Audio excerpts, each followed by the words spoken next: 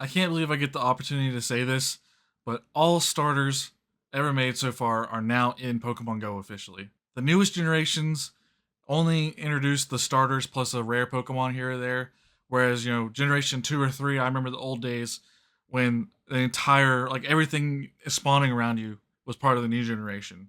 Now, I know that the new way is a little underwhelming compared to back then, but I've come to terms that old way is just not possible anymore. And I'm grateful at least for us still getting these new Pokemon, because with every new Pokemon release, we're getting closer and closer to being able to actually complete our Pokedex in Pokemon Go 100%, which is one of the things I've wanted from this game since the day that I picked it up. And in fact, these new Pokemon got me a little excited, honestly, because I haven't been really feeling like playing the game for the past couple weeks.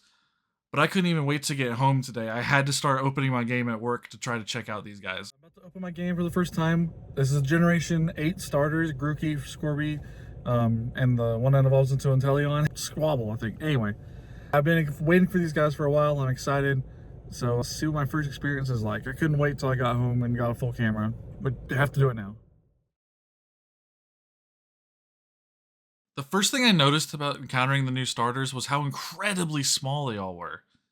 My first encounter was with a Grookey, and let me tell you, it was a struggle. I kept wasting Ultra Ball after Ultra Ball just trying to hit this thing. And honestly, I want you to judge for yourself on this throw, because I think it should have been an excellent. Instead, evidently it was a complete miss. I really don't know what happened there. Thankfully, I got better at throwing Grookey as like time went on, but that first one was a complete disaster. My next encounter was with Scorbunny, who I also immediately noticed was very small.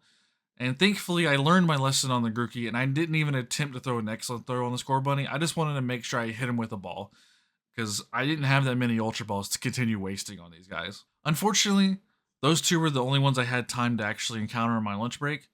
But before I left, I checked the gym, and wouldn't you know it, luckily, there was one brand new starter in there someone dropped in, and it was Sobble, the one I was missing.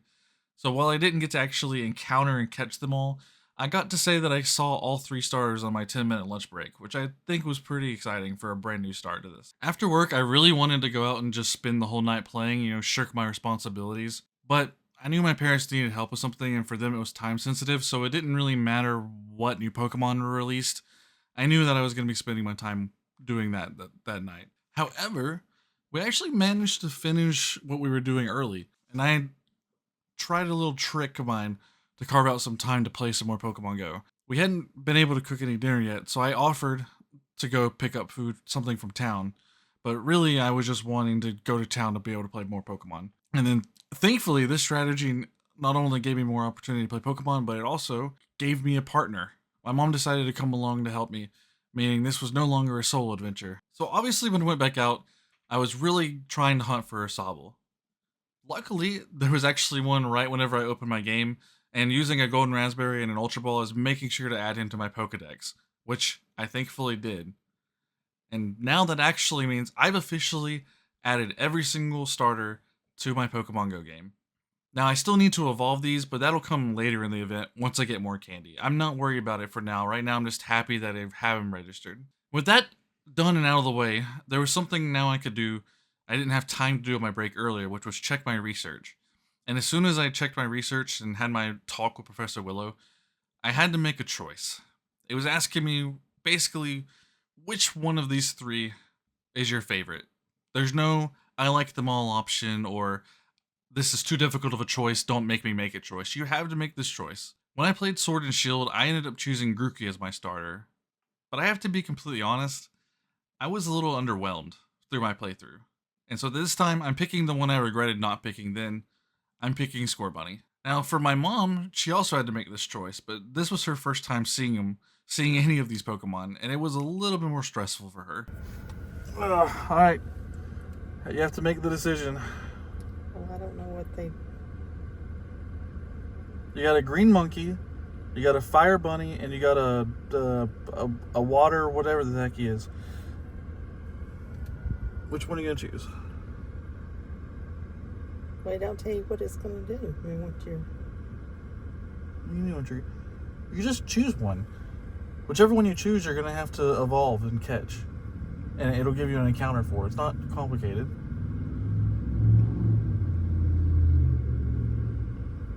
Just like, which one do you like the most? Try that one. You like that one? Boom, see? That's all you had to do. Once we both made our choice, we got hit with what we would now know as an inevitable wall. Research step 419, walk 8 kilometers. This is basically saying, you're not finishing this, don't get any idea, this is not happening tonight. Because there was indeed no way we're going to be walking 8 kilometers. So no more research story, unfortunately. And we weren't lucky enough to get the brand new Wooloo shiny or Scovet shiny, even though I wish we would have. And Dreepy wasn't even on a nearby radar. The other Pokemon that I haven't even talked about that was introduced in this update. But what I did get the rest of the night was more quality time with my mom that I wouldn't trade anything in the world for. And we also picked up some killer food. All in all, I had a great first night of my event. I didn't get to play as hard as I wanted to, but that's okay. I've been hesitant about making videos recently because I actually don't get to play as much as I see other YouTubers, but I think that these moments and memories are worth sharing. And I want to thank you for joining me. If you enjoyed, please consider hitting the like button and subscribing.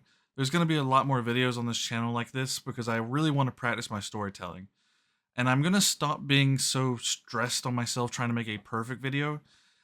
Believe it or not, I've actually deleted several videos I've made like this one because I didn't consider them to be perfect. I'm not doing that anymore to myself. So you can expect more videos like this moving forward. And if you have a story of your own experiences, I would love to hear about them in the comments below. Until next time, stay safe out there hunting your own Pokemon.